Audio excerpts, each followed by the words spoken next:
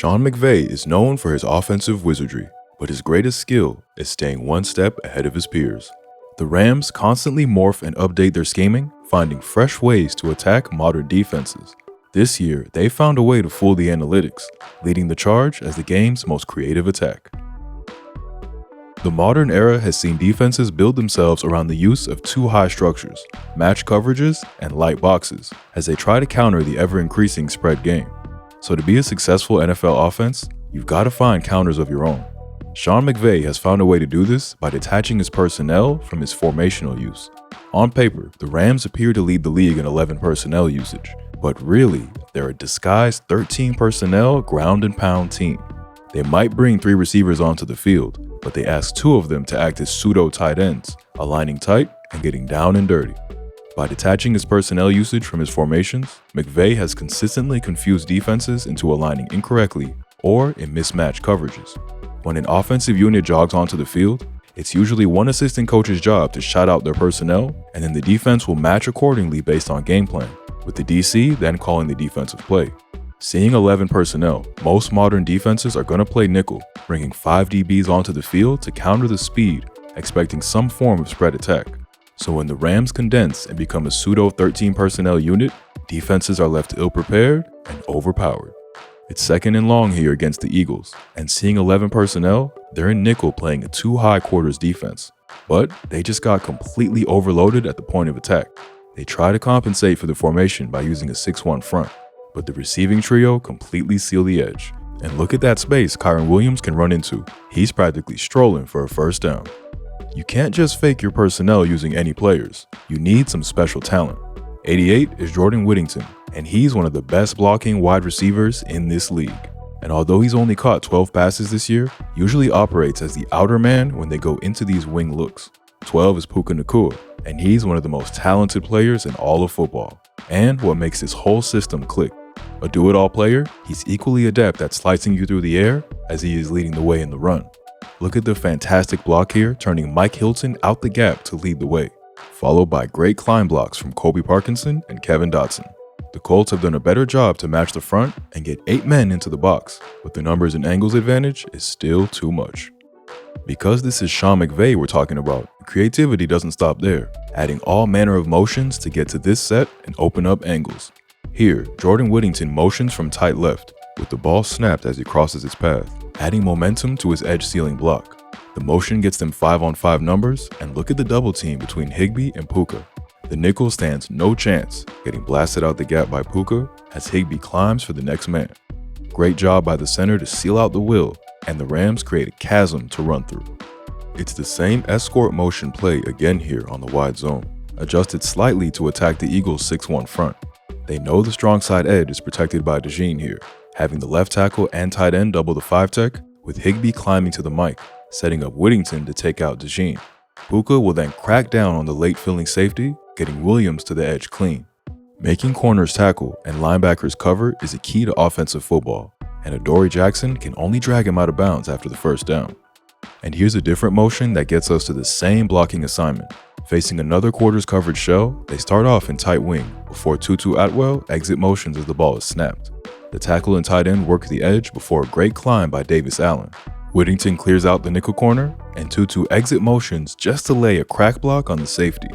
Again, a corner's left one-on-one with the back, completely whiffing the cut before Blake Corum runs over the safety for the first down. Their most frequent motion path is with the insert concept. This sees one of these pseudo tight ends motion from out wide and insert themselves into the blocking scheme. This declares the attention much later and forces the defense to adjust to the overload on the fly, often leaving them short on numbers and out-angled. This time, Puka Nacua motions from the slot, inserting into the C-gap as Kyren Williams is lead blocker. The insert motion has everyone crashing the box, and the Niners lose edge integrity as Kyren finds a cutback lane for 7. Again, Puka's the motion man, but he won't cross Stafford's path this time, instead inserting through the strong side C-gap on the duo concept. The Rams get a hat on a hat even with Andrew Makuba diving into the box late, and a great double team between center and left guard creates green grass for Kyren to slice through. In kill the clock mode against the Colts, the Rams are in 12 personnel, but not really as Jordan Whittington motions over the B-gap, leading the way on the dive. The big boys open a lane, and Williams seals the game with a first down.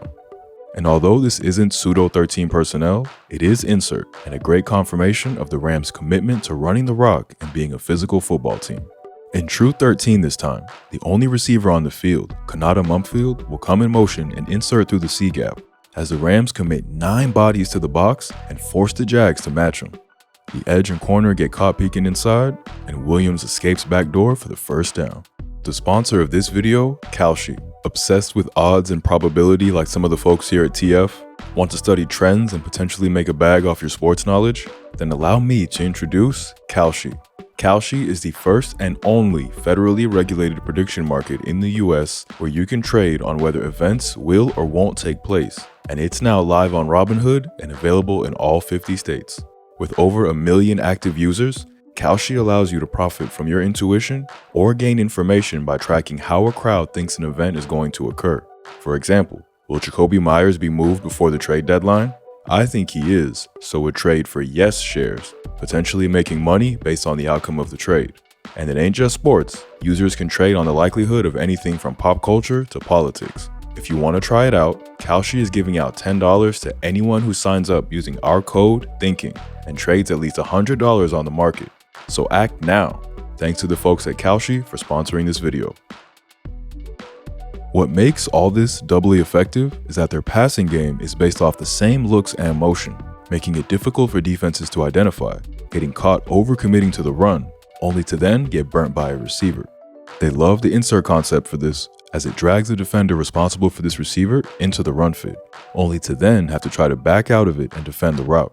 Here, Jordan Whittington short motions through the B gap as if he's the lead blocker, only to burst deep on the corner route, and look at the effect it has on Upton Stout. He has to step down to protect the gap in case of the handoff, but this leaves him completely out of position when he takes off, and Stafford is firing fast before the defense can recover. And here it is again from an even more condensed formation. This time, they boot Stafford out, and Whittington runs the flat route. And again, the play action has the defense behind the play, creating a wide open throw. They love this look to get their boot game going, distracting the defense with what looks like a commitment to the run, only to boot out for an easy pass. Whittington motions from slot across the formation, inserting through the C-gap as the Rams run one of the trendiest plays in football, insert flash. It's a 3-level flood concept with the insert running the deep corner, the backside crosser running the intermediate, and the tight end running a flash to the flat, blocking for 2 counts before getting to his route. The insert motion distracts the defense, and Davis Allen is wide open, making an athletic play to make this a touchdown.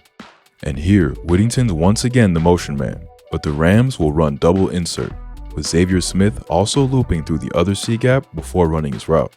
The insert freezes the DB long enough, and Stafford finds his man for the first down. They use this motion a lot for Puka too, sneaking him through formations and coverages with crossing patterns on crucial downs. That doesn't mean it's all insert when they pass from these formations. Sean McVay has multiple ways to attack from these looks.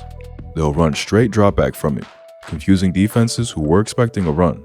2-2 motions from slot off the hip of Puka, and Stafford has a 7-step drop with the Rams running a crossing concept. The angles have Puka winning, and he's running clean for another chunk play.